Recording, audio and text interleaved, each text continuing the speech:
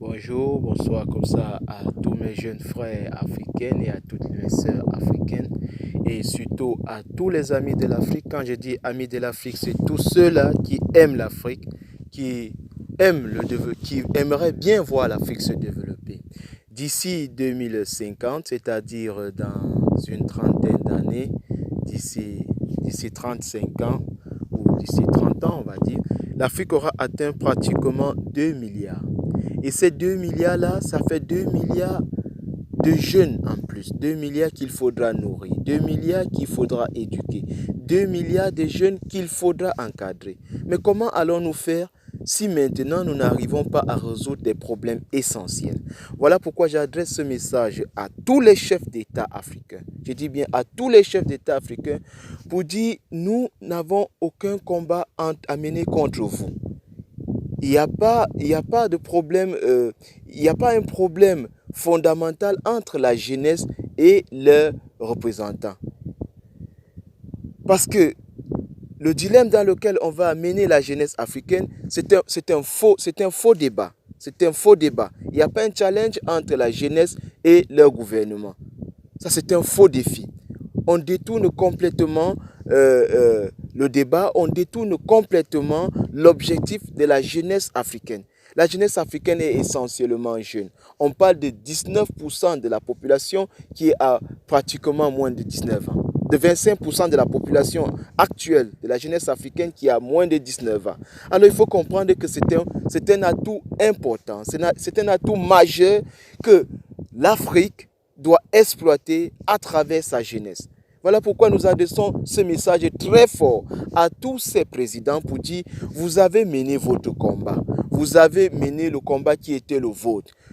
Permettez-nous, la jeunesse actuelle, de prendre nos responsabilités, c'est-à-dire de nous responsabiliser et d'être garant des générations futures. Permettez-nous de prendre les rênes et de mener nous-mêmes ce combat contre les ennemis de l'Afrique. Parce qu'il faut bien le noter, les ennemis de l'Afrique, l'Europe n'est pas un ennemi pour l'Afrique. Les États-Unis ne sont pas un ennemi pour l'Afrique. La Chine n'est pas un ennemi pour l'Afrique. Mais les ennemis de l'Afrique, c'est ceux qui ne veulent pas le développement de l'Afrique. Et ces populations-là, ou cette partie-là, c'est une minorité. C'est une minorité que nous pouvons convaincre, que nous pouvons gagner.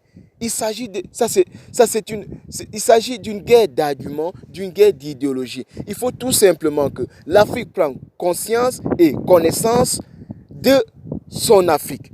Que l'Afrique prenne conscience de son histoire. Qu'elle arrête d'être spectateur, mais devienne acteur de sa propre histoire. Que l'Afrique arrête d'être spectateur. Il est question pour nous les Africains, pour nous, qu'il s'agisse des Africains restés sur le continent africain ou de la diaspora africaine, ceux qui ont eu la chance d'émigrer, d'aller à l'étranger, étudier et qui occupent aujourd'hui des postes de responsabilité, de penser un temps soit peu à le devenir de l'Afrique. Cela ne veut pas dire que nous délaissons le monde. Cela ne veut pas dire qu'on doit développer l'Afrique et détruire le reste du monde. Non, le développement de l'Afrique ne va pas à l'encontre du monde. Mais le développement de l'Afrique, c'est pour le bien-être de l'humanité tout entière. L'humanité a un intérêt à gagner derrière le développement de l'Afrique. C'est pour ça que je lance un appel à toute la jeunesse africaine. Je dis bien à toute la jeunesse africaine, sans distinction ni de sexe, ni d'ethnie, ni de pays, ni de couleur, pour dire que nous avons un grand défi tous à relever.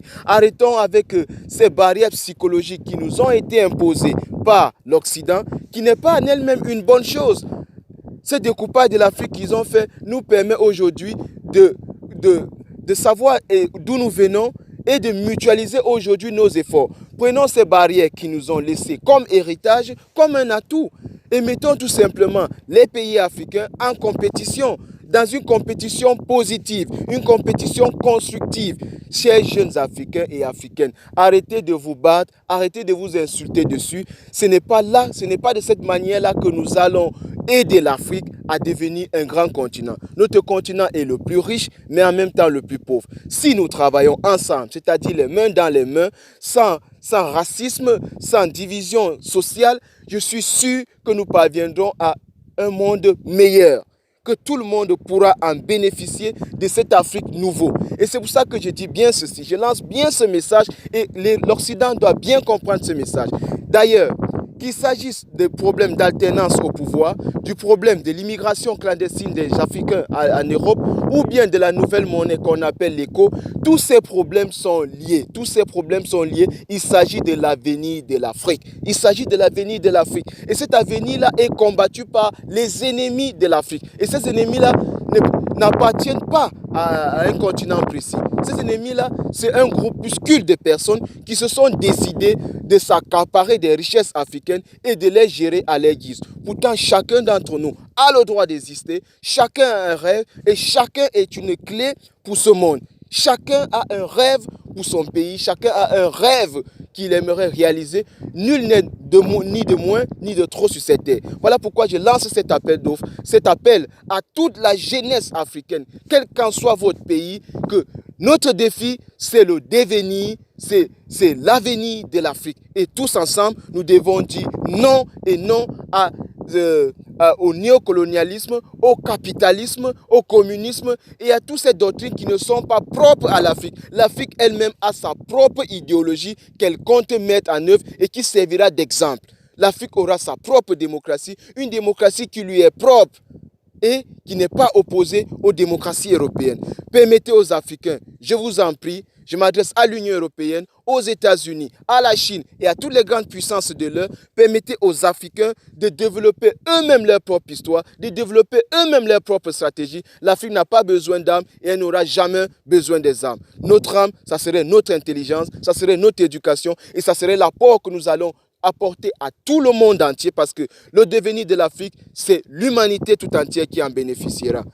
Je vous remercie et à très prochainement. Merci pour votre écoute. Et surtout, vous pouvez nous retrouver sur YouTube ou sur Facebook en tapant tout simplement NDC, c'est-à-dire Nouveau Départ pour le Cameroun, ou alors vous allez sur Facebook et vous vous inscrivez dans le groupe Les Fous Savants. Là, vous aurez l'idéologie, les grandes pensées et tout ce que la jeunesse entend faire, parce que là nous créons une plateforme de réflexion, une plateforme qui regroupera tous les Africains sans limite et les amis de l'Afrique. Quand je dis les amis de l'Afrique, c'est tous ceux qui aiment l'Afrique et qui veulent le développement de l'Afrique. Alors, nous allons créer cette plateforme-là pour échanger de manière positive. Nous n'avons pas d'ennemis. Nos ennemis sont ceux qui vont se déclarer comme ennemis, mais a priori, l'Afrique n'a d'ennemis. L'Afrique n'a pas d'ennemis et nous n'avons aucun risque. Nous ne craignons personne parce que ce que l'Afrique va développer, c'est pour le reste du monde, c'est pour le reste de l'humanité. Alors permettez aux Africains d'écrire leur propre histoire, de raconter eux-mêmes leur propre histoire, de s'approprier leur culture et le reste du monde en bénéficiera. Je vous remercie et à très prochainement dans notre site de rencontre NDC Nouveau Départ pour le Cameroun ou alors dans notre groupe Les Fous Savants que vous trouverez sur Facebook. Merci et à très prochainement.